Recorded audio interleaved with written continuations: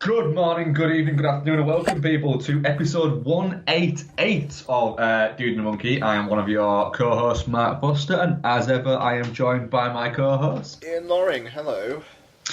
Hello. And this week we are going to chat the new Ben Younger film, Bleed for This. We were going to chat Sully, but I unfortunately couldn't watch it due to work commitments for this week, which has been insanity, is what I will describe it as. Yeah, but sounds it. fun and as you know, has worked very well. But it's been a busy week. I've done 80 odd hours. Jesus. Yeah, I was basically coming home to sleep and not much else. Is it going to calm down any? I'll calm down now. Yeah, it was just because we were getting the shop set up to open on Thursday, which we did open on Thursday. So if you are in the York area or even visit the York outlet, you can visit me in the Luke Roper 1977 store there, which is my new place of employment. So yeah, which is fun. Yeah, we're having a good start to my new home. It's been fun. You guys have got a brew doggy dog opening this week as well. We do indeed. Yeah, sadly, it's a fucking horrible part of town that I don't normally drink in. Oh no, really?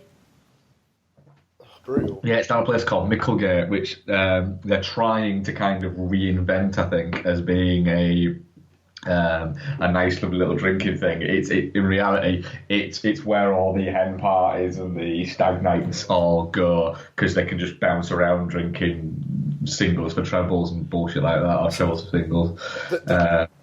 The brew dog around in Cardiff is on the wrong end of town for me as well. It's very annoying. Yeah, it doesn't make sense, but I'll still be going frequently, probably. No. Cool, right. So we won't be doing but we're doing some what we've been watching. Ian's got a lot, I've not got a lot, so that works out perfectly fine. We'll also chat some trailers, we'll do some tangenting, I have no doubt, and we'll also be answering some questions. We've got a couple of good ones this week. I have seen. So Ian, has anything kind of happened in the wonderful world of movies this week? Let's say I've not really seen much because I've not been around on social media or anything that much. So has anything happened? Not that springs to mind. To be fair, no. No, I didn't notice anything particularly seeming like it had happened. No. Oh, I've got my. Oh Christ! All right, those timings don't work out in the fucking slightest. The Birth of a Nation and Office Christmas Party double bill I was going to do. Oh, yes. They do not work out in the fucking slightest. 11:45 Birth of a Nation, then another one at 2:30. Yeah. Or actually, there's a 12:40 Office Christmas Party, and then Birth of a Nation at 2:30. So that's an hour 50. And Office Christmas Party runs an hour 45. So I could literally bounce straight from Office Christmas Party to the Birth of a Nation. You could screen bounce quite easily, yeah. Like, I mean, I'll buy the tickets. Like, it's fine. I've got the unlimited card anyway, so it doesn't really matter. But like, I could. I really wanted to do the Birth of a Nation before Office Christmas Party, to be honest, but. 3:15, or I do the Birth of a Nation at 11:40, and then I've got like an hour's wait. Nah.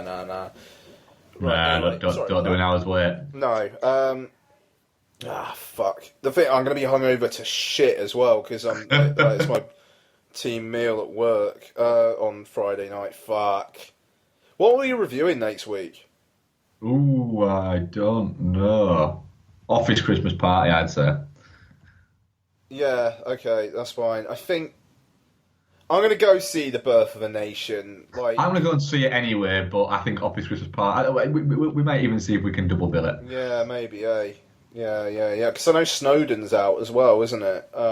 Maybe even triple bill. Fuck, man, that's a good week, isn't it? It's really there's just all sorts of shit stacked at the moment. I mean, they're basically coming out before Star Wars, which is kind of fair enough, really. But fucking. And I booked a half day at work next Thursday so I could go see bloody Star Wars. And what are the fucking showings? There's Tell me there's one at 12-ish. There's a showing at 12. Yes! Fucking winner, chicken dinner. Right, okay, so I finish work at 12. I'm straight in for a showing of Rogue One, and I got a long weekend, so I got the... Right. Sorry, guys, this is really boring, but I'm going to be able to go see Rogue One. All right, good. And we're having Steve on, aren't we? Yes, we are indeed having Steve, TGP73, on to chat Star Wars. As we had him on last last year with the Star Wars episode, and it was very good. And it's nice to have somebody who's incredibly invested in that world, kind of talking about it and giving their opinions on it. Which, you know, and also they can. When we say, oh, well, I don't know what this is, this linked to this, he can be like, yeah, it's actually linked to this and this and this, which is great. Yeah, no, absolutely. And he helps with world filling. Yes, no, fucking right, he does. So, that'll be fun. Do you know, I think that's it. What's Twitter been outraged about this week? Not much. No. It's been pretty... Everyone's calmed down a little bit. Well, here's one. Sight and Sound publish their top 10 at the end of the year, and they just pick a bunch of critics, and the critics, they're not. It doesn't seem like they're really given a rubric for eligibility. It's just, what's the best films you've seen this year? Yeah, yeah, and people were basically kind of like whining about it, saying, well, shouldn't it go by like UK release date and all that kind of thing. I mean, my feeling on it is that I don't know. It just doesn't really feel current. And in years hence, I would not think of The Revenant as a 2016 film. Yes, it came out in the UK in 2016, but it was a film from last year. Yes. You know, I mean, like, fucking La La Land comes out in the UK the second week of January. That's a 2016 film. Yeah. I think you can say anything up to the third week. I would say even up to the end of January. I mean, it's difficult though, because even like Fences comes out in February. Because I know BAFTA, I think it's the first or second week of February is their cut-off. So the prestige films basically come out in the UK before the second week of February. It's something like that. And I think that's what it is, because a film like Fences would get drowned out if it was released in the same week as a bunch of other awards botherers. But if it's the only one that week, then it gets some space to breathe. Exactly. But, I mean, like, because my eligibility for it is basically anything that had its cinematic release date after my last one, or new films that I have seen that haven't come out yet. That's it. So, you know, there's a few, like, LFF titles which I saw, which I won't be in my top 10, I'll say. None of the LFF films I've seen would be in my top 10, but they would be in contention for it. Yeah. I mean, how do you roll on that? I find it difficult because it's I always look at it. I think that the listing it can be judged based on, you know, who it is and how different it is. I mean, I don't think you could say for instance, Green Inferno came out this year officially in the UK. Yeah, quite right. Right, we saw that 2 years ago. Right now, I put that in my bottom list 2 years ago. Right. And for me, it's not a 2016 movie. It's a 2000 and whenever I saw it movie. Yeah. I don't even remember it. It's just a movie I saw in the mid-teen 2000s. So what I would say is, every year it always makes me go, oh fuck. And I do it from what I have seen since we did our end of year show to the day before we do our end of year show. That counts. I'd say day of. Yeah. Well, yeah, because I watched them on the day. I remember a couple of years ago rushing to watch Whiplash. Like I started, we were recording like and I was at work the next day, and I think I watched that at about 12:15 at night. Yeah. Just to get it in, because I thought I can't not get it in, because I know Ian's going to talk about it. I don't know if I've not seen it and if not be able to talk about it already fully. made my feelings felt on that, haven't Yeah, you? Yeah, and I that's right. thought, what I don't want to do is then watch it the day after and have a full fucking year to go between my, if it's making my best of list. So I also think that when people get all like, well, how does that count for this year? It was released on the 28th of December last year. It's like, really? Really? Is that the most important thing you have to worry about today? No, true, but I mean, like, Hateful Eight was in your top 10 last year.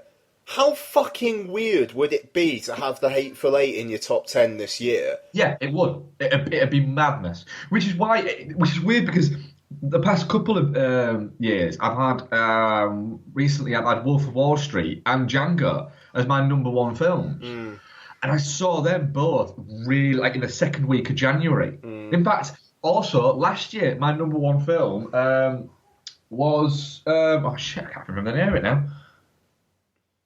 The Paul Thomas Anderson one. That was my number one film. Inherent Vice. Inherent Vice. Yeah, quite right. Yeah, the text went out of my head. That was my number one film of last year, and I saw that in January. So this year I've kind of gone, right, I need to see everything in January. It is fucking, I mean, like, all I am doing, I mean, I'll talk about it, but all I'm doing is fucking cramming. Yeah, well, that's what I was doing last week. I had a chance to do it this week, but going forward for the rest of this week, that's all I'm doing, yeah. Like, since the 1st of December, which was, 5 days ago as we record, I watched some Christmas films as well, but I watched 2 films Thursday, 2 films Friday, 2 films Saturday, 3 films yesterday. And it's just, all it basically is trying to fit in Christmas films and year-end stuff. I mean, it's great.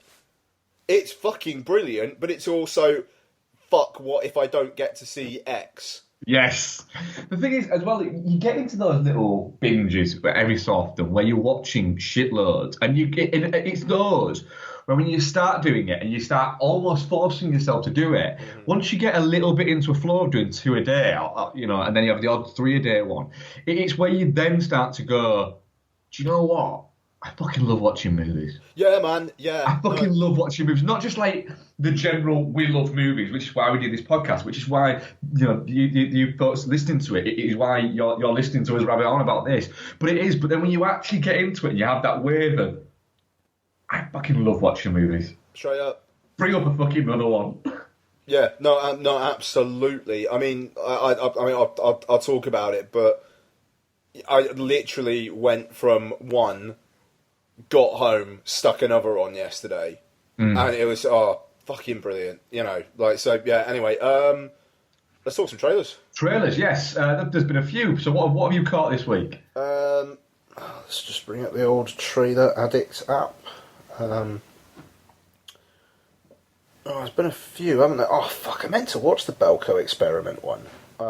Did you watch the trailer for the Belko Experiment? I've not watched it yet. No. Yeah, like James Gunn written thing sounds really interesting. I think I've only watched 2 this week because I meant to watch the trailer for Spectral, but that is literally on Netflix on Friday, if I remember correctly. Which is that is a weird one, because it was produced by Legendary Pictures, like as part of a production deal they have with Universal, but then they just shit-canned its theatrical release and just gave it to Netflix, which I don't know what that says, but it's basically like soldiers versus ghosts or something, but like actually shooting them, which sounds interesting. Music by Junkie XL. That's fucking... yeah, bloody hell. Released on December 9th. A special ops team is dispatched to fight supernatural beings that have taken over a European city. I'm going to watch the fuck out of that with a few drinks this weekend. Yeah, I'm going to watch that. I'm sold. It's that has got... Yes, that will do Friday night. That's a really good cast as well. James Badgedale, who's solid. James Badgedale's always good. Emily Mortimer and Bruce Greenwood. That's a really good cast. Cool. All over that. It's probably going to be shit if they've done that, but I mean, Yeah, if they've dumped it like that, that's weird. Maybe they just think, do you know what? Rather than lose it in a what is it? maybe just all right. Netflix, give us some money, and we'll just give it to. God, that's fucking. I wonder why they've done that. Described as a supernatural Black Hawk Down, apparently. Oh fucking hell, man! Well, that sounds all over it. Yeah. But yeah, I haven't seen the trailer, but I'm sure I'll be talking about it next week. Okay, what have I seen? Guardians of the Galaxy Volume 2. It's going to make $1 billion without breaking a sweat. That thing is going to be. That thing is going to be huge. Baby Groot alone, and I'm already convinced I'm going to be sick of it. But it is quite fun to start with. Yeah. But we'll see how he goes. Why the fuck not? And Christ, I mean Kurt Russell's in it as well, isn't he? So Of course he is. Yeah. It does. I was at first. I was a little bit like, this is a bit busy. There's a lot going on here.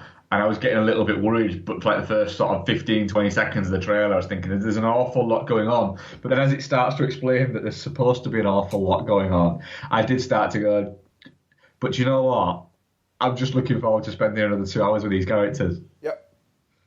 You know, the idea of it being Baby Groot rather than Groot is quite amusing in the fact that we've not just got the same characters. We've got the same characters, but a different version of these characters. Absolutely. I think Drax is going to be a bit of an MVP as well, just based off of that moment. I mean, it's going to be interesting because I think when the first one came out, they were kind of just thinking that Chris Pratt was going to be like front and center and rising star, and the rest of them would just be supporting around him. But it kind of feels like Drax, Rocket, and Groot kind of basically stole the film from the rest of them. Yeah. And let's expand it. Apparently, Stallone's in the new one as well, isn't he? Yeah. I'm absolutely fascinated, and especially considering the first one kind of felt kind of risky already, but now Gunn's kind of going to have the keys to the kingdom. Fuck yeah. And, you know, they're going to have to do some MCU stuff, but it can also be fairly standalone. Thor Ragnarok kind of feels like it's going to be the MCU heavy connective tissue one next year. Spider-Man's also got the pressure of basically having to do Spider-Man again, whereas it kind of feels like they could just have fun. Yeah. It's their fun. It's their fun movie. It's their look. We let this guy essentially do his thing. And it really, really worked, and it struck a chord. Wouldn't we be stupid now to start going, could you just do this? Could you just do this? Yeah. And could you just do this? And to be honest, I think that James Gunn, if they did start doing that, would be a strong enough character to go, do you know what? No, I won't. I'm not being a dick, but no, I'm all right. I'll let somebody else do it. I kind of hope he does this one and walks away. Would I like to see a third one? Yeah, probably. But at the same time, he's going to have so much cachet that it kind of feels like he'll be able to bank that and do a passion thing. But then again, maybe this is a passion thing. He's said that, hasn't he? He's said that, you know, that the second one is more of a passion project than the first one. Yeah, well, the first one, he wasn't originally on it, was he? There was a bit of controversy because... he kind of claimed to have basically done a page one rewrite on the original screenplay, and there were some rumours that he was trying to get sole credit, but then Nicole Perlman, I believe, was the other writer who's now writing the Captain Marvel film, and I think I'm right in saying it actually went to arbitration with the WGA, and they ruled in favour of her, saying there was still enough in there that was her. But yeah, whereas this one, it does kind of feel like it's a Gunn outing. But I don't know. I'm really, really looking forward to it. The trailer doesn't show you much, but it gives you enough to kind of say, it's these guys again. Things are slightly different. let's have another trailer in a few months. I kind of want to see what the actual story is. Yeah. And then the trailer released overnight, as we record last night, for The Mummy. Yes. Which I'll watch the shit out of it. I'm kind of not expecting it to be that good, but I'm gonna watch the shit out of it. Yeah, I was watching it going, it feels weird that this is it's like a world franchise starter, or is it? Because it originally kind of was supposed to be part of like the Monsters franchise they were going to try and build. And I was thinking, and it's starring Tom Cruise. It's a really bizarre mix of a box office staples. It doesn't feel right, does it? It doesn't. It really doesn't, does it? Yeah, no. But then I was watching it, and in the trailer, I was going, but it looks like a Tom Cruise movie. Yeah. And I was getting comfortable going, I'm looking forward to this. This is going to be a great Tom Cruise movie. And then he wakes up essentially seeming like he's now possessed by the mummy. And I thought, oh no, this isn't a Tom Cruise movie again. I don't know what's going on. Yeah, I mean, the plane bit looked pretty great. They kind of blew their load a bit with that though, but yeah, I don't know. I mean, like, you got Russell Crowe as like Dr. Jekyll there, and I will put money down right now for a Russell Crowe Dr. Jekyll and Mr. Hyde film. That sounds fucking brilliant. It will be. That film will make no money. It will make no money. I would like them to actually do no CG for Mr. Hyde. It's just Russell Crowe as a bit more psychotic. Yeah. Like that. Yeah, no, you're right though. I mean, like, Russell Crowe's kind of barely a bankable name these days, really.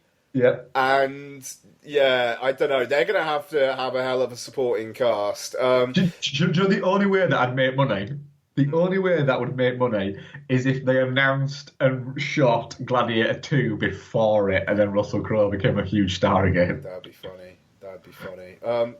But yeah, I don't know. It's so early days, and it kind of looks like they're jacking in the horror completely.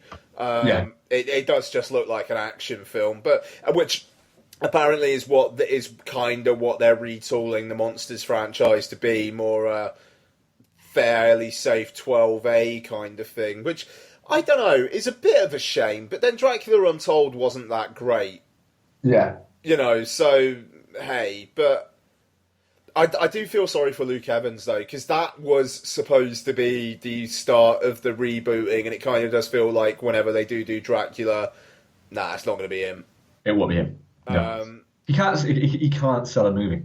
No, he can't. He's not. You know, don't get me wrong, I like Luke Evans, but he's not. He's just not a big enough star. The problem is with him. He's never going to be a big enough star. Mm-hmm. He's very similar in a lot of ways to Aaron Eckhart, who is in Bleed for This and also in Sully as well, isn't he? Mm-hmm. He's a lot of ways they're similar in the way as actors, in the sense that they're both very good actors.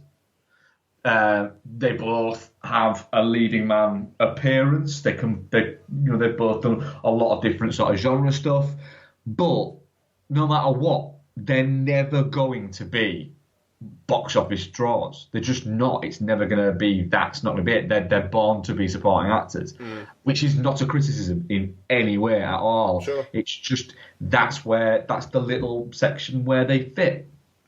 Look at Joe Pesci. When Joe Pesci started trying to sell movies on his own, his career nosedived. But as a supporting actor, great. Same for Harvey Keitel and people like that. Some people just shoot being the third listing. Shame. I like Luke Evans, man. I like Luke Evans. Yeah, he's always perfectly solid in everything. He's a good actor. It didn't happen for him after the Hobbit franchise. How's it going to happen for him now? Yeah, true. I mean, I don't know. I mean, like, I saw a Q&A with him and Ben Wheatley for High Rise earlier in the year, and he's really good value as well. He's a funny fucker, and he's a Welshman through and through, and I don't know. It kind of feels like he doesn't even get that much recognition around here. But I don't know, it's a shame. But The Mummy, I'll watch it. Who the fuck's directing it? It's something weird, isn't it? Is it just like a commercials director or something? Because it kind of feels like this isn't really a Cruise project. It kind of feels like they offered it to him and he went, why not? Yeah, Alex Kurtzman it is. Fucking hell, of Kurtzman and Orsi.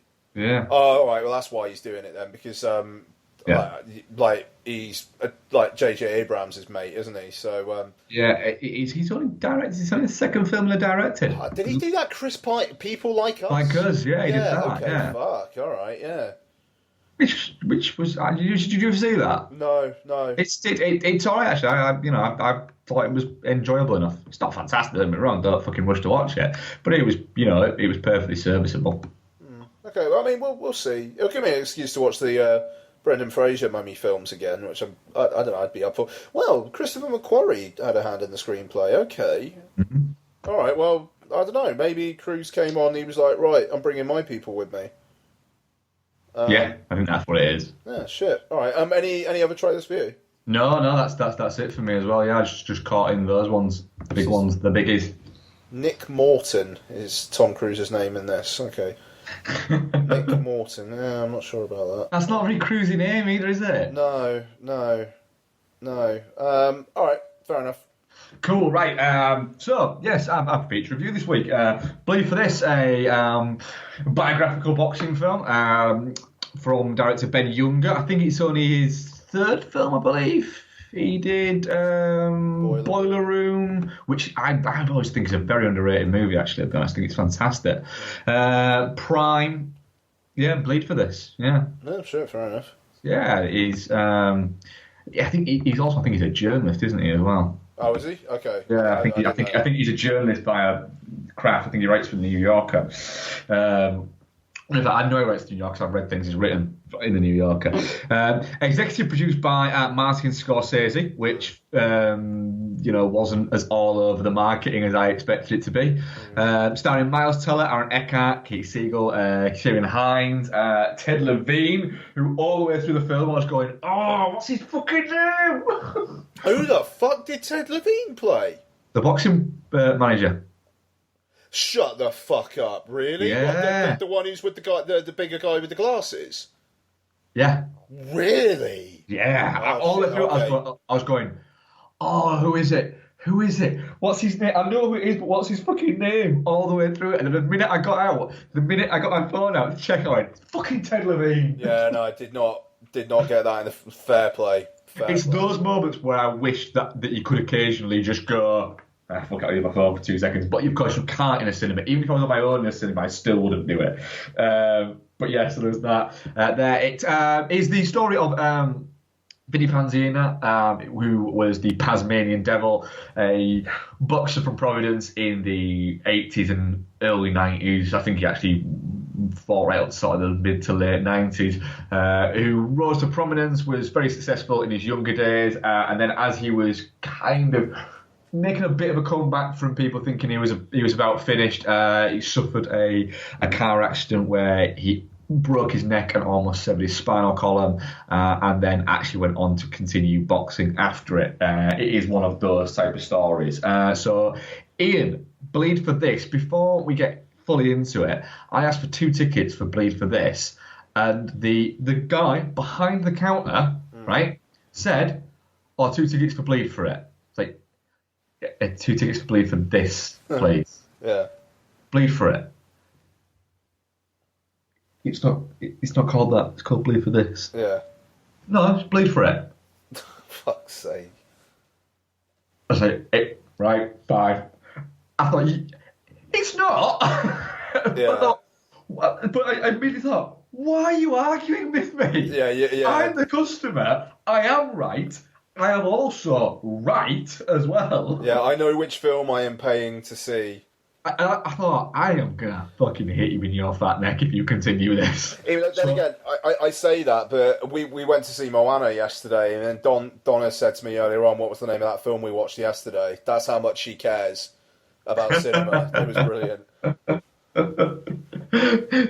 Ian, what do you think of Bleed for this? It's all right. I'm not going to have that much to say. this is very much more in your wheelhouse, so I think I might let you take the driving seat on this one. I don't know, it kind of goes through the motions of a sports film, and I didn't really... The thing is, I hadn't even seen the trailer. Did you not? No, I kind of...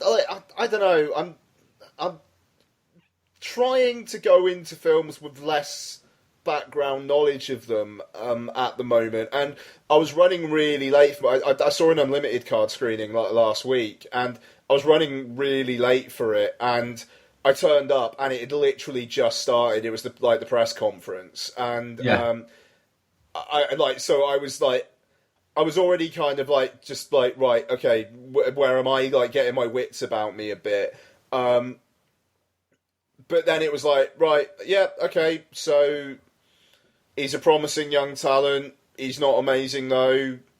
All right, he's getting better. There's an accident. I genuinely didn't know there was an accident, but as soon he was yeah, I'm just going to go out for a ride with my buddy, it was oh, okay, so something's going to happen now then. Yeah. It was like the Sea of Trees, where it's right, we've got to move you to another hospital. It was right, okay, I see where this is going. So it's... I thought it was fine. I thought Miles Teller was good. I thought Aaron Eckhart and Kieran Hines were better. I don't know. The thing is, I think it fails in actually painting him as a real human being, because even his flaws could be seen as strengths. He's too driven. He will not give up no matter what, even if he's going to kill himself. And, it's the women he goes through in it, it kind of feels like maybe there's something there. Well, the thing is, because the real guy was pretty fucking involved in this, and he's been promoting the living shit out of it in real life. There is reasons for that, I will say. Right. Okay. Fair enough. But it didn't really give me that interesting a character. Aaron Eckhart's character was more interesting. Yeah. Kevin Rooney is actually a really interesting character, to be honest. He's trained. He's trained some fucking boxers. We'll say that. Yeah, straight up. I mean, it's nothing against Miles Teller, because he is good in this. He is good. He's solid. If Teller was kind of thinking, "This is my Oscar nomination one," nah, but the material's not strong enough. Yeah, I'll agree with that. In the case that it feels a little. It feels a little. Not the film itself undercut, because I think it's the film that Ben Younger wanted to make, but it feels like, even with the cast and everything, I think the cast is perfect, to be honest. I just feel like that they could have made more of it, and what they've actually done is they've made instead of trying to make it more, they've tried to make it less. Yeah. Which makes not a lot of sense, really. They've not played up on the other characters, and they've tried to make it as well. The fact is, it's about the comeback, but that's only the last half of the movie. There's a good half a movie, 40 odd minutes. Yeah. Of first third of build up to that, and then you've got this little bit here, and then you got the end. Incidentally, the women in his life is partially based on a joke in that all the girls that he kind of went for always looked the same, and his mum couldn't remember who was who, and actually would have conversations apparently with the girls, thinking that they were the previous or 3 or 4 girlfriends back. I don't know. Let's have a bit of that. Yeah. It could have been. It could have. I had a feeling there's a 2.5 hour version of this movie that is a lot better. And what else is? I really enjoyed it, but as you are saying, this is well and truly in my wheelhouse. And I really enjoy it. But I do think, though, it's one of those rare occurrences where we often say That's good, but you could have shaved 20 minutes off it and had the same film, or shaved 5 minutes. I think you could have put another 25 minutes into this movie and had it be better. I'd give it another go. If there was a longer cut, I would definitely give it another go. Because it totally feels like there's stuff just not quite there. And I mean, like, the mother character, her one bit of character is she doesn't watch her son fight. That's all there is. Other than that, she is generic. Which baffles me as to why American mother. There's nothing to her. Yeah, she's pure Providence, which is the idea of Vinny Panziani was very much Providence, and his dad co-wrote this. Angela Pisa, I think, co-wrote it,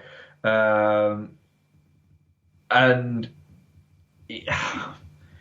Miles Teller's very good in it. I think that Vinny has been involved a lot in the work around it and the promotion of it. He's trying to rebuild a celebrity brand for himself because he needs the money, is what I'll say on that. Yeah. I totally believe that. And, best of luck to him. I mean, it's amazing what the guy managed to do. I'm not taking away from that. It's just, Christ, if you're gonna do a boxing film, it needs to be better than this, because you are going against some fucking big films, man. That's the thing. It's a strange kind of genre in terms of sporting movies, because sporting movies, they actually don't work 90% of the time. Sporting movies, they're pretty, the hit rate for a sports movie is pretty low for an actual sports movie. Where you actually show sports. If you show on the admin of the sports and things like that, that works better. For instance, Moneyball was a very good movie. Fuck, man, even Draft Day. Yeah, even Draft Day is a very good movie. And they're counted as sports movies. The reality is they're not sports movies. They're not. They're administrative. They're bureaucracy movies. Mike if Bassett, anything. England Manager. Yeah, that's more of a sports movie. And most sports joking, by the way, but it is. But most sports don't lend themselves to it. No, it's terrible. No, it's fucking awful. Okay, most sports don't lend themselves to it, but boxing kind of does. Yeah. Because it's easier to shoot because it's two people in a ring. Whereas the reason why you can't shoot a football movie, or it's harder to shoot an American football movie, or anything like that, is you've got team sports and you'd have to coordinate so much, and it'd be difficult to do, and plus the actual sports themselves are more enthralling. You can basically trace the success of boxing movies. They're more successful when you fill in the blanks of when boxing wasn't successful. So, for instance, Rocky came about when boxing was on its arse a little bit, and it wasn't as popular. It had the 60s with, Muhammad Ali and Sugar Ray Leonard and Joffrey and people like that. It had that, and it was kind of on its arse a little bit. And then Rocky came about, and Raging Bull came about, and boxing became big again. And then in the 80s, you had Holyfield and you had Tyson and people like that. But you had a lot of shitty movies like Gladiator, which not the Russell Crowe movie, the Cuba Gooding Jr. movie, and Great White Hype and things like that went around the 90s when boxing was big again. And then when boxing has dipped again now, because it's just become dull, to be honest, you've started having more boxing movies come out. And it works like that the movies kind of end up making the sport popular again, and it works like that. It's a really sort of strange dichotomy that's been mixed up. This isn't going to do what, for instance, like Rocky did and things like that for boxing, because, like you say, it's not good enough. It's more about the whole film kind of rests on the crux of this guy's stubbornness and stupidity, and essentially his ability to take pain is what it's all based on. His entire boxing career, up until he started training properly, was based around he could take a fucking beating and still be as strong after being beaten as he was when he started. It wasn't that he was always stronger than the other guy or was a harder hitter than the other guy. It was the fact is he'd wear the other guy out by getting hit a lot, and that's when he'd go in. That's when his stamina would kick in, and it worked for him quite well. Approach to boxing. It is, yeah, it is, and actually, a lot of kind of journeyman boxers do that. They're punching bags in the boxing world. Even it's actually referenced in the film towards the end of the film where you have Miles Teller's character saying that the boxing world isn't as glamorous as it's made out to be, and it's not, because for every fucking Floyd Money Mayweather throwing his money around and saying, I get all this and getting paid inordinate sums, there's 200-300 guys who week in, week out are just getting beaten up to get other people moving up the fucking ladder. Yeah. And maybe that's when a boxing movie, maybe that shows that. But yeah, it's very well acted, but it's told like a neighbourhood story. I mean, I don't know. I mean, I spent the whole thing going like, okay, it's a bit like The Fighter. Yeah, okay, it's a bit like Rocky. Yeah, it's a bit like The Fighter. Yeah. Yeah, it's a bit like Rocky. None of it's like Raging Bull. Yeah. Yeah.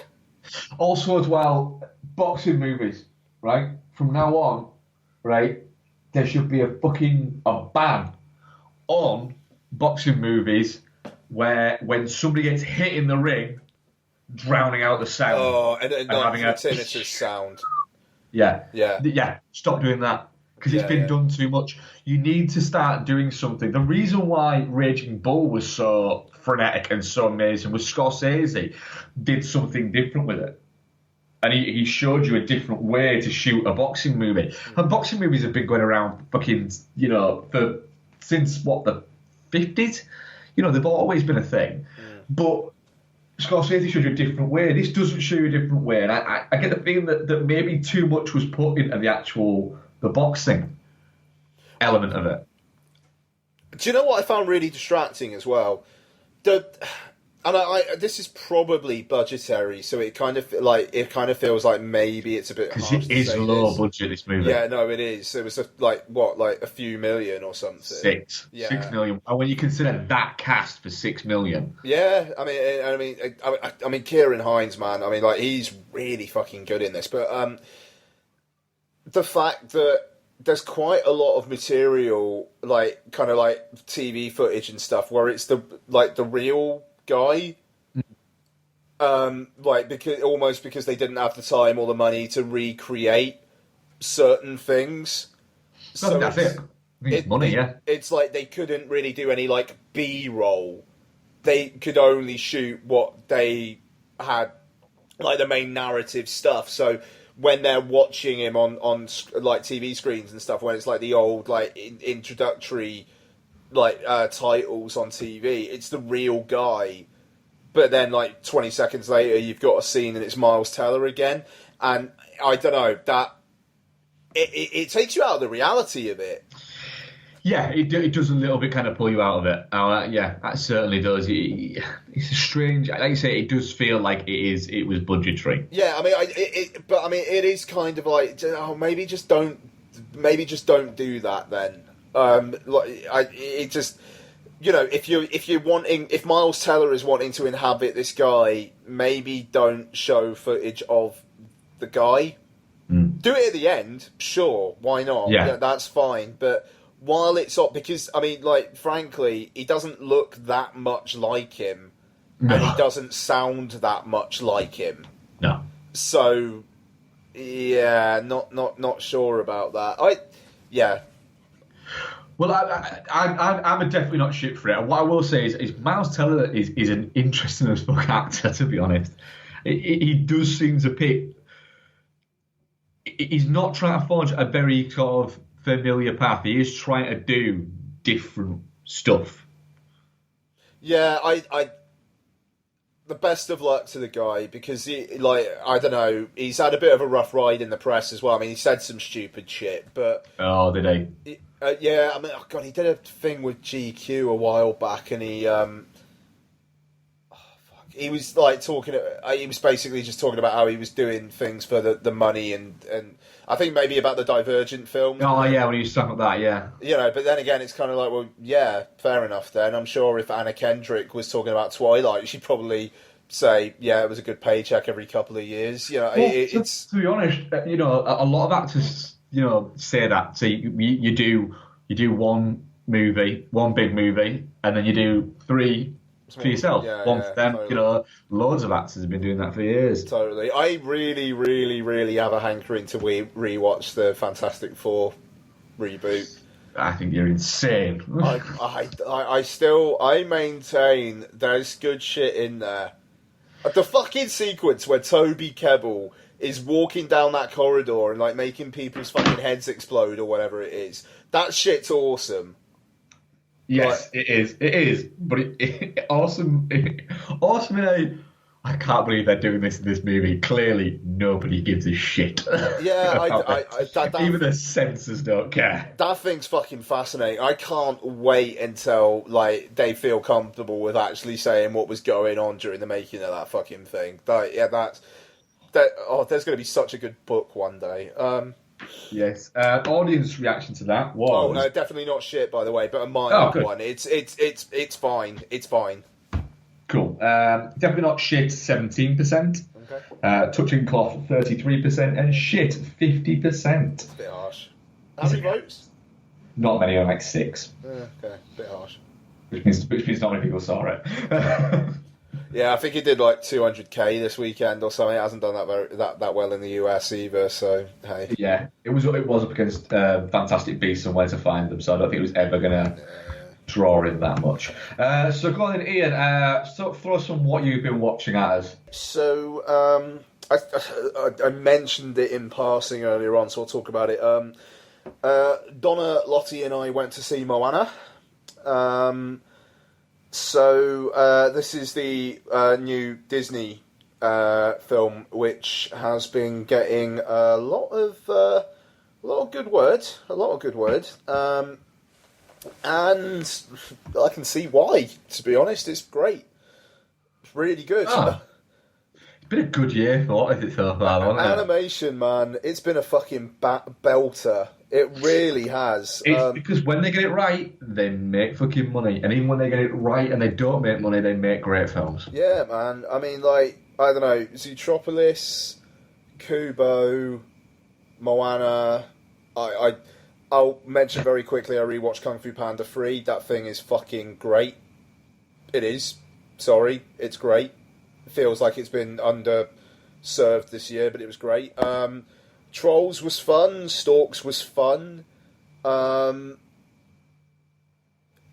I don't know. I mean, it's been strong. It's been strong. But yeah, Moana, really nice way to cap it off. Basically, story is I don't know. I mean, it kind of seems like it's a combination of like Maori and Hawaiian kind of stuff going on here, and it's basically. The Rock plays Maui, a demigod who steals the heart of Tafiti. Tafiti is this like a nature goddess who he steals her heart, and then this brings like a blackness that's kind of like taking over the world slowly, it kind of flashes forward then, and Moana is a girl who is a friend of the sea. The sea likes her, and she is basically chosen by the sea to recover the heart of Tafiti, which has been lost. By the way, I meant to say Maui has a fight with this lava monster whose name I can't remember. And basically the heart of Tafiti gets lost. So she has to find Maui to help her find the heart of Tafiti so that she can restore it and get Tafiti back. So Moana is a Disney princess, kind of. She actually comments that she's not a princess at one point, and he says, you're the daughter of a chieftain and you have an animal sidekick. You're a princess, which I thought was quite funny. But no romantic interest whatsoever. She's headstrong, but part of the arc is her realising that, you know, she can go her own path, but maybe she needs a bit of help on the way, and there's no harm in that. And Maui is more of he's kind of a co-lead, but maybe slightly less so. But Dwayne Johnson is great. He has a song on the soundtrack, "You're Welcome," which gets in your fucking head like no one's business. Have you heard this? I've not, no. Right, seriously, Spotify or Apple Music, whatever you use, it's so much fun. The soundtrack as a whole is fucking brilliant. Lin-Manuel Miranda of Hamilton was a strong creative hand in the soundtrack, and I am more interested in Hamilton due to Moana than I was because of all the people banging on about Hamilton, to be honest. Because you've been on a bit of a Hamilton kick of being quite happy that you're not. Yeah, I don't know. It feels like, I think I said before, it feels like this year's Community. It's like the thing that a lot of people on social media really want you to know that they like. I mean, like, the guy's obviously really fucking talented, so fair enough. But yeah, I mean, it's fun. It's got a great message to it. The animation is lovely. It was maybe slightly inappropriate to take Lottie because the lava monster is pretty fucking scary, and Donna had to take her out to the toilet at one point. But that was fine. Donna was there, so I could watch the fucking rest of the film. You know, but hey.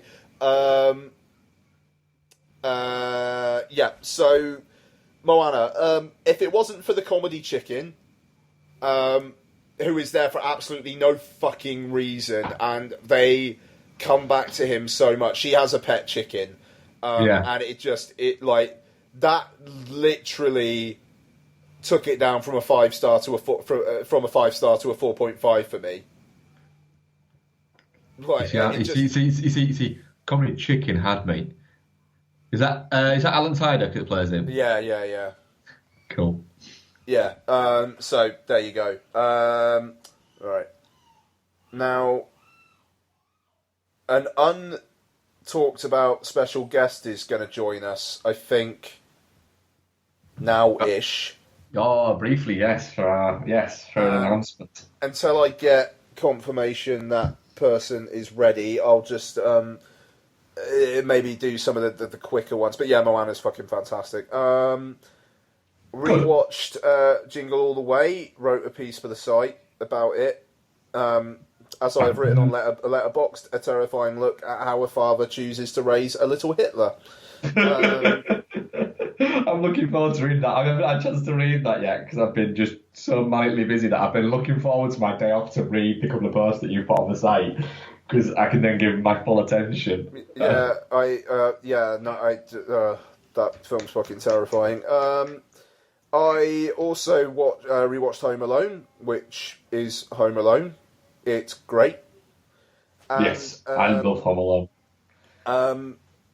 No, yeah, I mean, it's been brilliant. It was weird, actually. I obviously have not watched it in several years, as I hadn't had put a Letterboxd ranking of it up. Which means, I think I was on Letterboxd like 2012. But, yeah, it's a great deal of fun, is Home Alone. I love how vicious it is. Who the fuck is this? Hey, I should have said good afternoon, good evening, good morning. Hello. All right. Noel Mellor is with us, very briefly. Yeah. Noel, why are you with us? I am with you, gentlemen, to announce a new and exciting frontier for the Dude Monkey podcast. The damn you is expanding. Universe has been expanded into a whole new realm, and we're delighted to announce that Benedict Cumberbatch will be joining the show. Yes. In an amusing section of our calling, what's his fucking name? Yeah. Each week we're going to be challenged to come up with a new variation on the name Bumberdick Cucumber Snatch, and see how many different ways we can say it until we run out. Yeah, there's so many. In a feature we're calling Name My Bumper Snatch. These things just roll off the fucking tongue. Noel said he needed to come on quickly, so I appreciate. First of all, because I'm dying of a cold, and second of all, because Daddy needs a new 4K TV, so I'm actually picking up some freelance work at the moment. Nice. That's the fucking way to do it. It is. Actually, Mark's actually steering the ship, not that you'd fucking know I am. Yes, I am. I completely forgot about that. Right. So yes. So we will put you out of your misery and explain why. We drunkenly came up with this at John Carpenter, didn't we? Whereby I insisted that it was insane that Ian hadn't seen The Fugitive yet. So I, in a flash of massive kind of just frustration at the fact that he hadn't seen it, I decided to gift him via the power of iTunes The Fugitive. So he could digitally download it and watch it at his leisure. But of course, that then started up a whole idea of, well, hang on a minute, if I've just gifted him this, then maybe he could gift Noel something, and then Noel could gift me something. All has to be something we haven't seen, and then we'll all talk about each 3 movies on a podcast that we're going to call Paying It Forward. There we go. So that's the idea, is each week, each month, we're going to bounce around. So, for instance, the first month, which we'll be recording in January, I have gifted Ian a film. Ian has gifted Noel a film, and Noel's gifted me a film. Then the month after, I will gift Noel a film, Noel will gift Ian a film, and Ian will gift me a film, and then we're just going to bounce around doing that. Originally, we toyed with the idea of having a limit of how much we could spend on the film, but then we thought, you know what, fuck it. If let's say Noel wants to give me a film that's $2.99, but I really want him to watch a film that's $7.99, then so be it. We do it like that, and so that's how we've done it. So it's going to be an exciting show. So what have each of us gifted? So I gifted you The Fugitive, Ian, because you hadn't seen it, and I couldn't believe you hadn't seen it. Even though I've seen US Marshals, and I think I'm probably going to rewatch US Marshals as well. US Marshals worth rewatching for Tommy Lee Jones dressed in a giant chicken suit. That'll do. I gifted Noel, which was quite an interesting pick for a fucking drunk. Yeah, it was. Drunk pick, definitely. My pick seemed like more of a drunk pick. Yeah, that's true. Guillaume Canet's thriller Tell No One, which I believe was remade as the Russell Crowe one, The Next 3 Days. Is that one? I think so. So I think I might watch Tell No One and The Next 3 Days. I do that, actually, yeah. But, Tell No One. It's fucking fantastic. I will say as well, I think we haven't said whether we're gifting it to the other person because we really want them to watch it because we think they'll like it, or just so it's a stain on their iTunes library. I don't think I can have stains on my iTunes library. Don't speak too soon, Mark, because I gifted you Pompeii. Mine's pretty fucking soiled as it is. But the thing is, it's like, if either of you gifted me Grown Up Sue, I wouldn't redeem it. My iTunes library at the moment contains things like, City Lights and The Great Dictator, Interstellar Man Who Fell to Earth, and now Pompeii, Silent Hill Revelation, and what else have I got up here? I love that out of all the Weekend at Bernie's, Noel's picked Pompeii. But this is let me give a very brief reasoning for it. It's when I was thinking about this, I was thinking specifically. I thought to myself, what films? Excuse me. I thought to myself, what films have I seen that I liked and I know a lot of other people hated because they're kind of trashy? Because Mark likes trashy, like I like trashy. Yep. So I was rooting for something like that, And the first film that came into my head was Pompeii, because I really enjoyed Pompeii for all its fucking stupidity. And I just thought, if Mark doesn't like it, then it's clearly something wrong with me. So it's it'll be interesting to find out. The thing is, I actually quite like Paul W.S. Anderson movies, and I'm looking at the essentially the poster or the title card, I think you could say, for Pompeii on iTunes. And I'm looking at it going, oh, fuck, I want to watch that now. I'm actually really excited about watching it, but I know that I've got to wait a few weeks to watch it. But I am looking at it going, oh, I could watch that tonight. I really could watch that tonight. Do you know what I would say? It would be a really nice Christmas watch. It's a good Christmas film. Not that, there's nothing in it related to Christmas. Just, I mean, in the sort of, the sort of Boxing Day afternoon adventure CG effects kind of fun kind of film. It slots nicely into that sort of area, I think. So I would suggest watching it over Christmas when you've got a bit of free time and a couple of beers in the fridge. Yeah, I think that's going to be my plan. Yeah. I will probably be much the same. I was going to say, I think the aim is to not have it replace an episode of Dude and the Monkey every week. So hopefully there'll be like a week of the month where there's a Dude and the Monkey and they're playing it forward. Yes. But depending on schedules, that might be how it goes, but we will very much try not to. Yes. That is the plan. Yeah. But yeah, like I say, it depends on schedules. But we'll let Noel go. We just wanted to kind of like, because all three of us are doing it. We'll probably just stick it up on the Dude and the Monkey feed, even though, well, I don't know. We'll see. Like, because I think Libsyn, you can do more than one podcast feed. It just all comes out the same allowance. So the thing is, if it's going to be fairly infrequent, you might as well just sort of whack it out as almost like a bonus episode or something. That's the idea. Yeah. I think you're right. And then if anybody particularly dislikes the sound of my voice, then they can just skip that episode. And I'll say right now, if anyone wants to gift me free iTunes films and then have me just talk about them, do feel free. Yeah, you can all feel free to pay it forward. Yes, you can. Yeah. We're starting a revolution here. Don't buy yourself movies. Buy some other. We're starting an iTunes Ponzi scheme. Yeah. I expect to get shitloads of films from Kevin Bacon now. That would be good. We'll leave Noel to it because bless him, he doesn't sound well. So thank you, Noel. All right, get your ass back to fucking work. Bye. Cheers. Okay, brilliant. So we're recording that the first week of January, I think, innit? Yes. Yeah. So we'll have it out in the first week of January. Basically, it should be fun. So to recap, I'm doing The Fugitive. Well, Mark got me The Fugitive. I got Noel Tell No One, and Noel got Mark Pompeii. So that's quite eclectic. Yeah, that's pretty fucking eclectic. So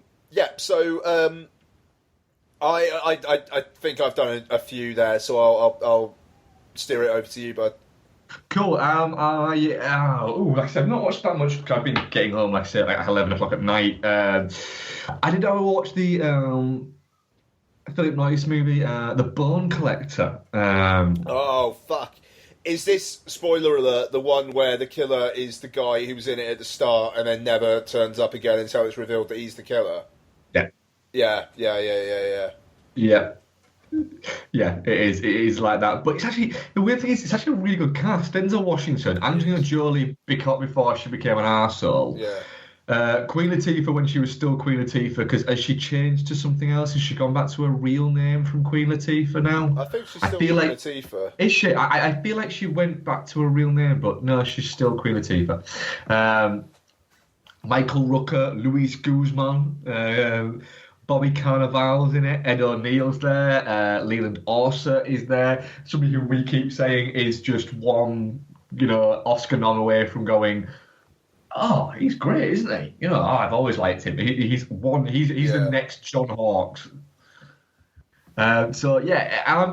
really enjoyed it actually. My rewatch of the Bone Collector. It was good to stick on. I think I watched it on Saturday night. I was a little bit tired and just wanted some on that I could just let kind of drift over me. And if I fell asleep, I fell asleep. If I didn't, I didn't. And I didn't. Like, I actually really quite enjoyed it. It's on Sky, so I watched it on the on-demand service on Sky, which I'm actually getting quite a lot of use out of at the moment. But yeah, it's a lot of fun. It's that kind of that late '90s procedural thriller that Denzel Washington was churning out like a motherfucker around that time. But I had a lot of fun with the rewatch of that. And like I say, it's fun watching Angelina Jolie before she essentially crawled up her own arse and decided that that's where she wanted to live, even though nobody wanted her to live. Nobody else wanted her to live there, to be honest. I also continued my American Pie rewatches. Brilliant. Okay. And I am going to at some point watch all of the VOD ones as well. So yes, so get ready for me talking about like fucking Naked Mile and Bandcamp and things like that. Sweet. For some reason, I know I'm an idiot. So I watched American Wedding, which was the only of the American Pie movies that I really failed to get on with. Previously, and I've kind of made my peace with it now, to be honest. It is essentially American Wedding or American Pie 3, The Wedding, or the various different names that it's got, but essentially it is trying to do too much Stifler. It's trying to be the Stifler movie, which the problem is it doesn't work if he's front and centre. Is this the one that's directed by Bob Dylan's son? It is directed by Jesse Dillon, yes. Yeah. Okay. Which is really weird. And it but Jesse looks Dillon, horrible. it looks hideous, and it came out in that weird time where there was a lot of essentially it came out at a time when American culture discovered gay people, and so. Queer Eye for the Straight Guy was like a massive TV show where even though if you actually look at it, it quite simply is one of the most offensive TV shows ever made, God, and it was that huge. Existed. Yeah. And you think about it. How offensive that show is. Yeah. It's ridiculous, and it was massive, and it was a little bit like that, and so I was always worried, thinking, oh, there's so much kind of latent homophobia in there that it's just a bit cringeworthy. But it's actually, there isn't actually that much in it. It's, Stifler's not homophobic. He's just stupid. Yeah. And he isn't stupid to the point of being homophobic. He's not very bright. He never actually comes out and sort of says that he doesn't like gay guys or he's afraid of gay guys or anything like that. It's just that he knows that he's not going to score in a gay club, so he wants to go somewhere else. Yeah. Which is fine. But yeah, I've actually kind of made peace with it a little bit, and I enjoyed it the least out of the American rewatches, but I enjoyed it more than I remember enjoying it previously. The sequence where Jason Biggs is having his future in-laws round for dinner, and they're doing the kind of like the Bachelor show, like the Stag Night at the same time. That's a good comedic set piece. There's a lot of balls in the air. Yeah, I watched the extended cut where the actual Stag Night, the Stag Pie, Bachelor Pie, is a lot longer. Okay. In the extended cut, yes, there's an extended cut of American Wedding, people. This was in the day where like the DVD of pretty much every single comedy film had a extended, you've unseen in the cinemas version. Like yeah, and that's what this was, and it's amusing, yeah. So I enjoyed that. I also rewatched The Burbs because it was $3.99 on iTunes, and I thought I need to own that on every single fucking format. Yeah. So I bought that, rewatched it last night, and it still remains one of my top 10 movies of all time. How's the iTunes look? Looks fantastic, yeah. Yeah, genuinely looks really, really good. I think it's the same transfer that Arrow used. Oh, fuck me. All right, if that's still $3.99, I'm going to buy it now. It's for the amount of rewatch I would get off that, it's insane. It looks fantastic. I genuinely believe that The Burbs is a perfect movie For the fact is that, I've said it before, everything the Burbs tries to do, it does. It sets out to be a comedy thriller with a little bit of a horror leanings, and it is that. All the performances are fantastic. They're all great character-driven performances. It essentially spells out throughout the movie what's going to happen. Carrie Fisher's character keeps on spelling out what's going to happen, and that's what keeps on happening throughout the movie. And it's just the more times I watch it, I'm still picking up new bits, or I'm remembering bits that I've forgotten happened that I'm going, oh, I forgot about that. Oh, that's fantastic. And it just gets better with every watch. And I must have watched it 50 times plus. Yeah, I don't rewatch stuff as much as you, but that's a fairly heavy rewatch for me, and I just bought it $3.99. Boom. Yeah, it's a solid buy. And then finally, for the final thing that I rewatched this week, of course, I rounded up the American rewatch with American Reunion, which happened 4 years ago, which feels weird that is 4 years old. It don't feel like 4 years. Like I said briefly on the last show when I was talking about them, and that film did really well, actually, like really well. Yeah. You know, I thought that film kind of ticked along and did all right, but it 50 million budget did 235 million. Yeah, I could see that. That's solid business.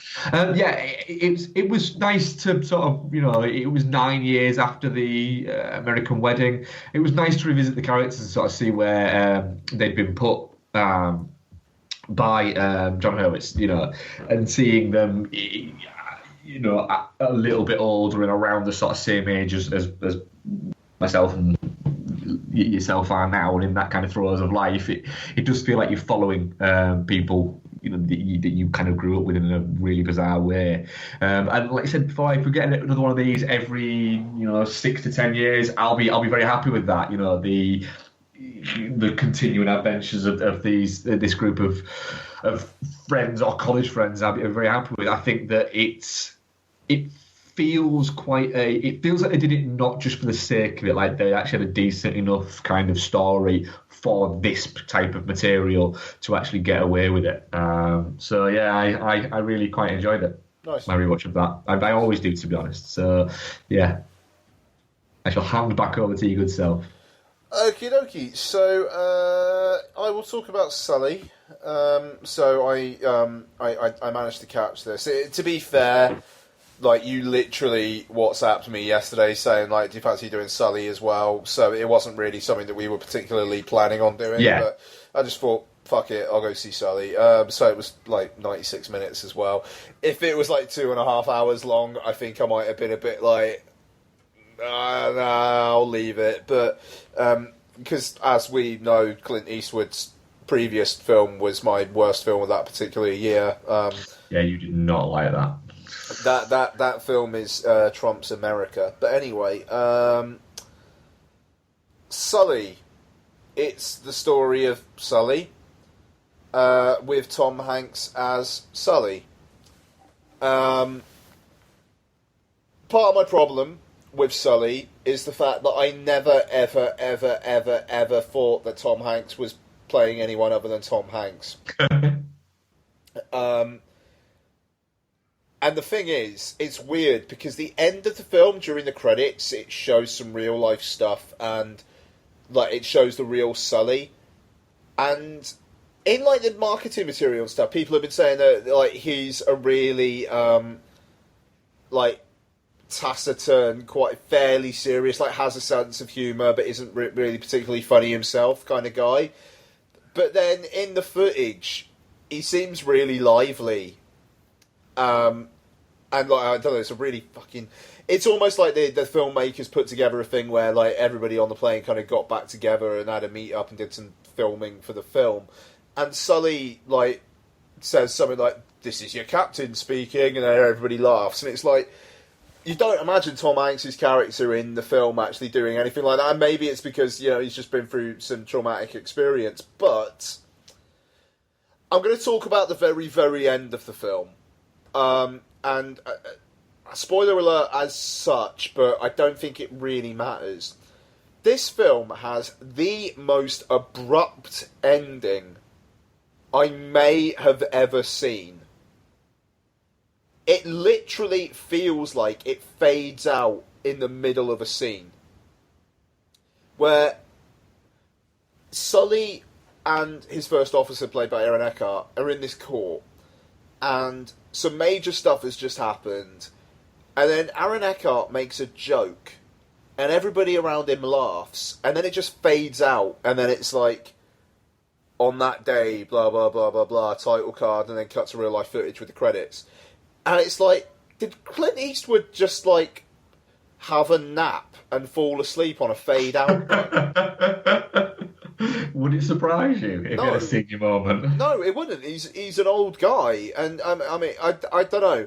It feels like that. And also that he fell asleep while some of the music was being added to the film. Because the music in this film, it's a lot of piano stuff and every now and then vocals. And it's just like, there's almost like vocals play like in the background while people are like having conversations in the film, and it's a bit like, no, shut the fuck up. No, I would just like to hear this, because Eastwood is famous for being a very like, just do the one take and that's it, just move on. Yes, he is, isn't he? And it almost feels like that's what he's like with the edit in this film. It's just like, right, okay, have I faded out halfway through? Fuck it. I literally can't be asked to re-edit that. Yeah. It's like I may die soon, so I would just like to get this done. You know, like I maybe that's a terrible thing to say. I'm sorry, but Clint Eastwood, you fucking made a film that's probably inspired people to go out and die with American snipers. So in a way, fuck you. But Sully, it's inspiring to an extent. The thing is, it's basically, how do we make this a film? Because if you do it in real time, one of those. If you do it in real time, it'll last about 3 minutes. Yeah, that's like, wasn't it 3.5 minutes, wasn't it? Yeah, it's like 208 seconds or something. So, okay, well, we'll do it from differing perspectives. Sometimes it will actually be a dream sequence. And basically, the thrust of the narrative is the National Transportation Safety Board having a go at Sully because they believe that he could have done things differently and it could have worked out better and he didn't actually have to land it on the Hudson. So they're almost accusing him of fucking things up. And apparently in real life it didn't really quite go that way. And the way that they are portrayed in this... You've not seen Breaking Bad, but when I say that Skylar from Breaking Bad, who I haven't seen in anything but Breaking Bad, her character in Breaking Bad is, to an extent, just a bit of a horrible, horrible bitch. And she kind of basically plays that in this, but in Breaking Bad she has moments where she's supposed to be warm, but I don't think the actress is particularly good at conveying warm. And in this it's exactly the same. There is a moment towards the end where she has a turn and she says something nice. And it's like, I do not believe you. And it's a problem. So it's basically trying to create drama out of something which is being inflated from the truth, and it kind of feels artificial.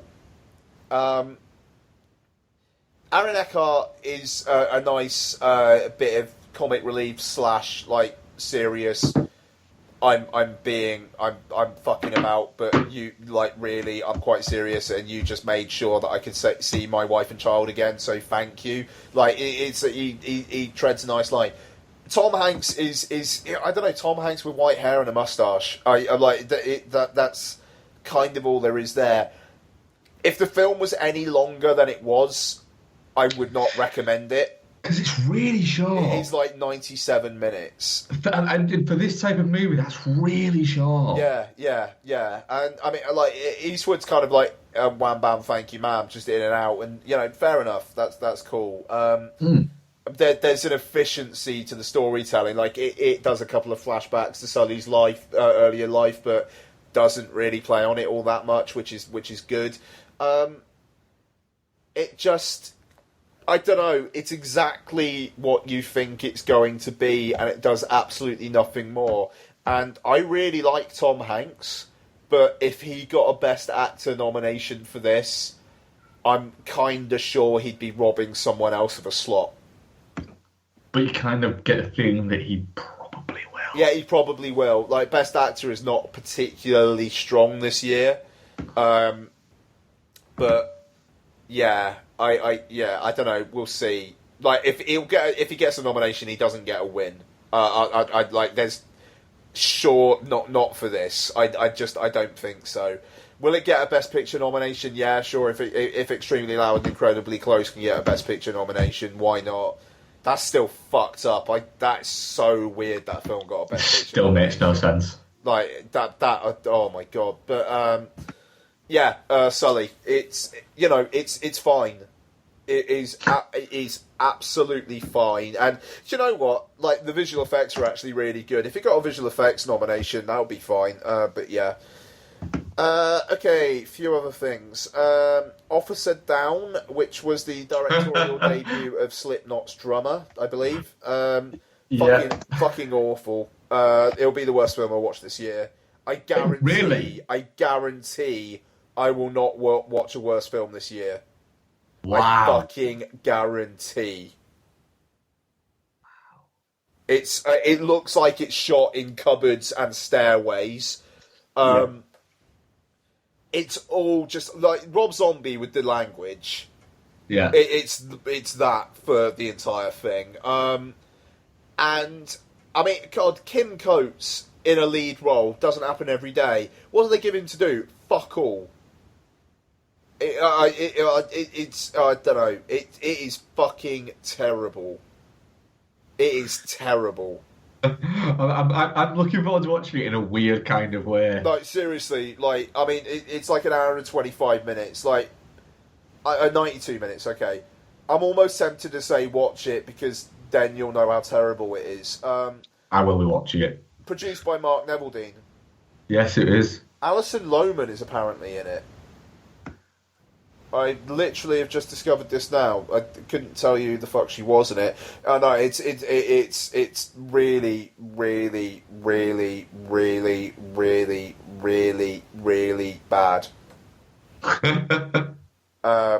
Absolute fucking bollocks. Anyway, yeah.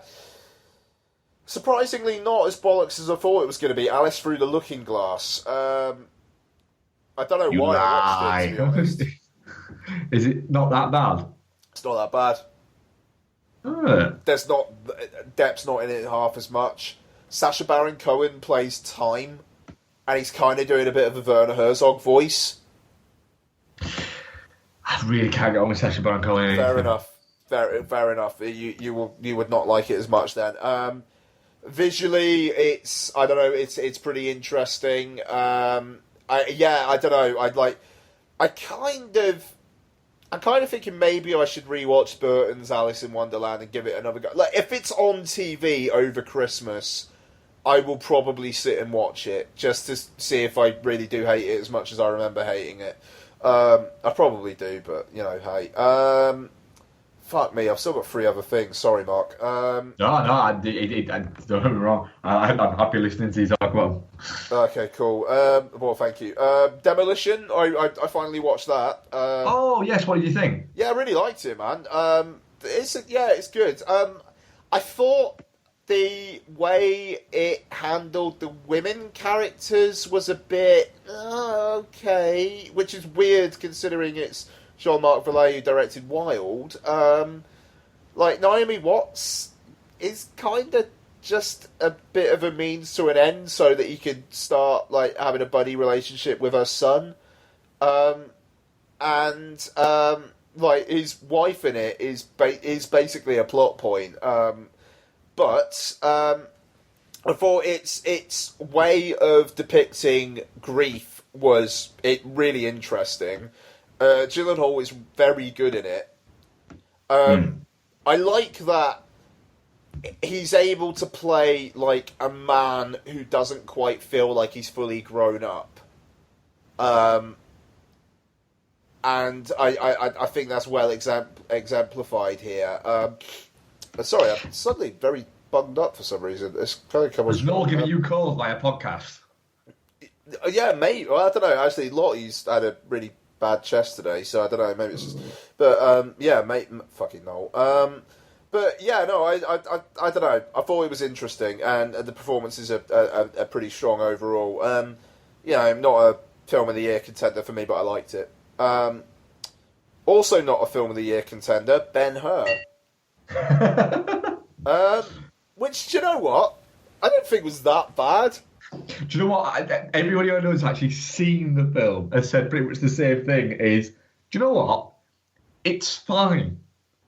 It's not very good, but it's fine. Yeah, I mean, the relationship between Ben-Hur, I think it's Jack Houston, and Yes. Toby Kebbell is, I don't know, it's actually not that bad. Like the kind of the push-pull of the why they come to blows actually takes a fair bit of time to develop, and Kebbell's never a two-dimensional bad guy, and I did really appreciate that about this. The chariot race is not great, and it is the big set piece, because that's what makes all the money these days, chariot races. A more interesting sequence is Ben-Hur when he becomes a slave, and he's helping pad all these Roman boats. There's a pretty striking sequence where the boat's under attack, and then the below decks bit that he's in gets under attack, and things get set on fire, and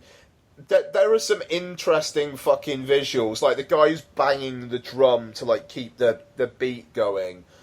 It gets set on fire, and he's still trying to bang the drum while he's on fire, and he's just slowing down. And it's a properly fucking horrific, nightmarish sequence, and it's pretty fucking grim. Yeah, no, it is. But I don't know. It was actually quite impressive in its construction, and just the whole kind of this cost fucking how much, but they couldn't get a helmet that fit Toby Kebbell properly.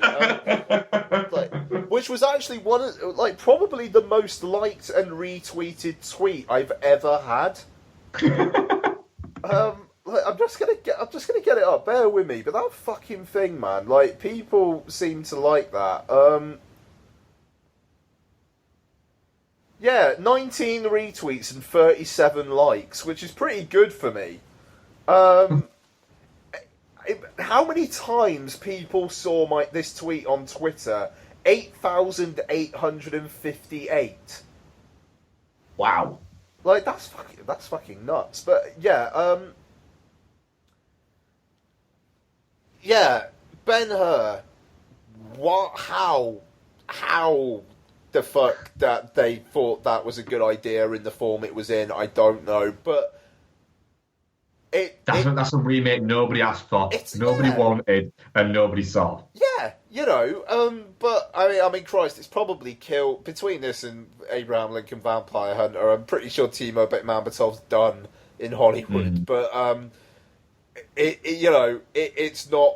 I mean, Christ, nowhere near a bottom list of the year. And to be fair, if you've got it in your bottom of the year list, you haven't seen enough. To be honest, it's fine.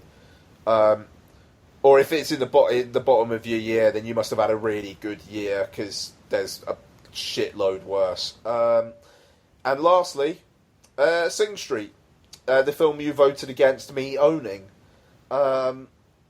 So yes, I did. Yeah, just to be a dick. Yeah, it's really good, really good. I like John Carney. Once was good. I do want to rewatch that. I really liked Begin Again, and this is as good as everyone seems to be saying it is. Basically, the tunes are great. There's an imagined music video, which is one of the scenes of the year. It's got an ending which is hopeful, but also kind of tinged with what you actually think is going to happen afterwards, which was really interesting. there's not enough of the band. I mean, they kind of make a joke of one of, like, they're trying to get a band together, and they're saying, like, well, you know, we got to have a black kid in the band because he's black. And then literally they have the scene where they get him to be in the band, and then apart from him being in the background in performance bits, I think he doesn't even get a single line of dialogue. And wow, that's a little bit like you're pointing out something and then actually doing it is a little bit on the nose. Yeah, I'm not sure how I feel about that. And there's a Catholic priest, so of course they have to infer that he's a paedophile. They don't do as much with that as I thought they were going to after one particular scene, but yeah, I mean, so I've literally just edited my Letterboxd review because I accidentally gave it 5 out of 5 last night. I meant to give it 4.5 out of 5. It's really, really good, but it does have niggles for me. But yeah, I mean, it's pretty great, and it should have done better in the cinema. I think it came out in like the summer, which feels like a weird time for this to come out. But that sort of thing just doesn't play in the cinema very well. Let's be honest. But yeah, but you know, low budget British thing. Yeah, unless you capture a zeitgeist, it's yeah. I mean, did Once it perform that well in the cinema? No, true. I mean, Begin Again didn't do great either, but yeah, and you know, Once made its name on DVD. It's a fucking Oscar winner as well, you know. I mean, like, it's kind of... Okay, wasn't it? Yeah. But yeah, there you go. So a bit of a fucking bumper one for me this week. But there we go. Cool. Right, bear with me 2 seconds. It's me steering the ship, isn't it? Cool. Yeah. Yep. Right. So yeah, questions. Indeed. We do have some. I'm going to find them now to prove that we do have them. And not just make them up to prove that we didn't have them. Right, so Noel Mellor at Filmran, who we had on earlier, says, favourite non-Stallone, non-De Niro boxer/fighter film? I'd go for Warrior myself, is what Noel says there. Tempted to say The Fighter. The Fighter's really good. The Fighter is actually a really good film, actually, yeah. I too was a huge fan of Warrior. I thought I think it's great, even not for the fighting elements of it, for there's some fucking... Nick Nolte is on form in that movie, really is, and I think Hardy hasn't really. I think everybody is just playing so high to their game in that, with Nolte, Hardy, and Edgerton are all fantastic. What else can we throw in there? I'm trying to think of what else. The Hurricane is a good film, but again, it's not about boxing. It's more about the fact that Rupert Carter was falsely imprisoned, essentially, and was set up. He just happened to have been a boxer. So there is that. So I don't think you can actually count that. Literally walking downstairs to go for a pee. Don't worry, I'll mute my mic. Have you ever seen The Great White Height? Yeah, like back in the day. Yeah, I really enjoyed that, but I admit that it's crap. Yeah. So yeah, I'm gonna go for that. I'm gonna agree on Warrior. I think that's a fantastic movie. I'm gonna need you to keep talking while I pee. Oh, and you're urinating, right? So I will go for the next question, which is from Ginger Prince TGP 73. Which actor or actress would you hate to get in a Secret Santa? Ooh, actor or actress would you hate to get in a Secret Santa? I'd hate to get in a Secret Santa. I'd hate to get Harvey Keitel, because I think he'd get you something really shit just to be a dick. You'd open it, you'd be like, what is this weird thing? And then you'd look at it and you're like, oh, is this a Plasticasio penis? And he'd just laugh.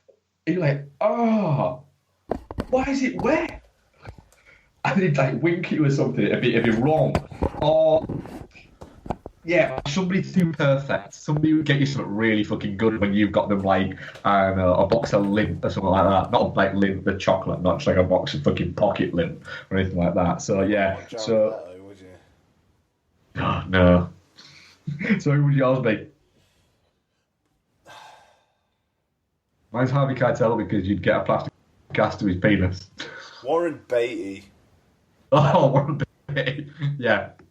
Warren Beatty would just be a fucking a note from his PA saying, "Sorry, Warren forgot to get you a gift this year."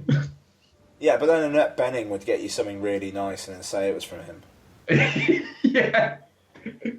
Yeah, it'd be a lamp. You'd look at it and go, "I don't even need a fucking lamp. That's a really nice lamp." Yeah. There you go. Yeah. And then Warren Beatty come around and be like, "I got a lamp. I think we've got one of those." You'd be like, "Shit, I've got Warren Beatty lamp." So yes, that was our two questions that we've had this week. Nice. Warren Beatty's lamp and Harvey Keitel's penis. Solid. Yeah, we're fucking highbrow, aren't we? Right, so that was episode 188, where we covered Bleed for This ages ago. God, and we announced a fucking show, Jesus. Does it?